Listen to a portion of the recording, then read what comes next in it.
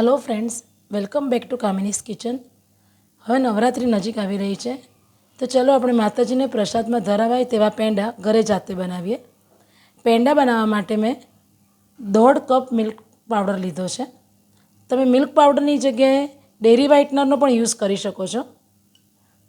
1.5 cup milk powder હતો અને તેમાં મેં અડધો કપ દૂધ નાખ્યું છે।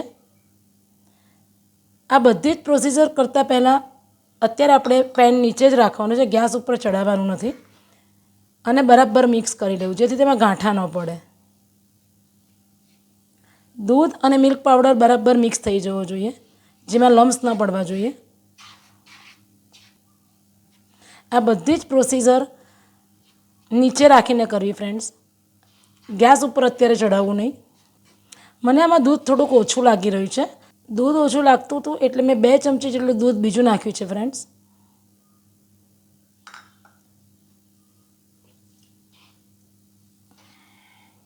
દૂધનો પાવડર અને દૂધ બરાબર મિક્સ થઈ ગયું છે। હવે એમાં અડધો કપ ખાંડ નાખવી ફ્રેન્ડ્સ। આ બધી જ પ્રોસીજર નીચે જ કરવાની છે ફ્રેન્ડ્સ, પેન હમણાં ગેસ ઉપર ચડાવવાનું નથી। અને 1 ટેબલ સ્પૂન જેટલું મેં ઘી નાખ્યું છે ફ્રેન્ડ્સ। આ બધું જ મિક્સ થઈ જાય એટલે હવે આ પેનને ગેસ પર ચડાવવું ફ્રેન્ડ્સ। મેં gas medium two slow flame પર ચાલુ કર્યો છે ફ્રેન્ડ્સ, અને એને મિક્સ કરતા રહેવું, હલાવતા રહેવું।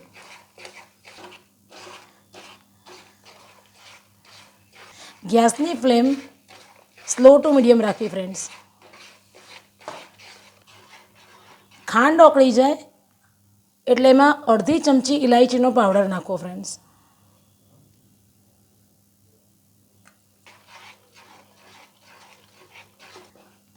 આને બરાબર હલાવતા રહેવું ફ્રેન્ડ્સ, નહીં તો દૂધનો પાવડર નીચે ચોંટી જાય છે।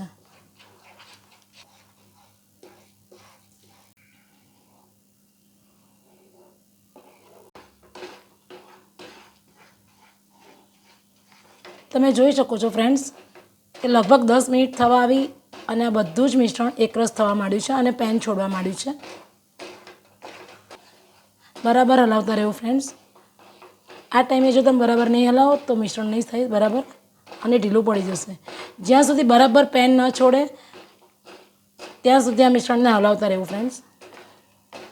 તમે જોઈ શકો છો ફ્રેન્ડ્સ, આ બધું જ મિશ્રણ હવે એક બાજુ થઈ રહ્યું છે, એટલે કે આમ પેંડાનું મિશ્રણ તૈયાર થઈ ગયું છે ફ્રેન્ડ્સ।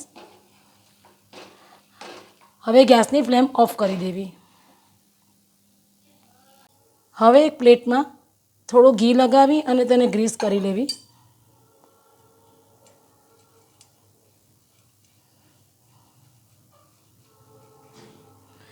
અને આપણું બનાવેલું પેંડાનું મિશ્રણ એમાં નાખી દેવું। આ મિશ્રણને 10 થી 15 મિનિટ સુધી ઠંડુ થવા દેવું ફ્રેન્ડ્સ।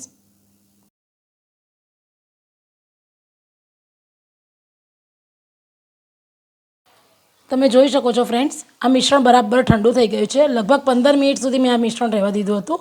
હવે આ મિશ્રણ બરાબર ઠંડુ પડી ગયું છે। હવે હાથને થોડું ઘીથી ગ્રીસ કરી લેવું અને એક નાનો લુઓ લઈ અને પેંડા વાળવા।